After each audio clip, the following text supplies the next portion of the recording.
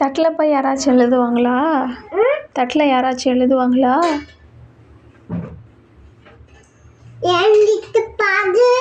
என்ன எழுதியிருக்க?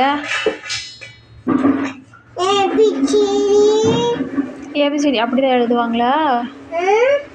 எல்லாம் கிறுக்கி தள்ளி வச்சிருக்கிற, ஏபிசிடி எழுதுறேன்னு போய் சொல்கிற நீ.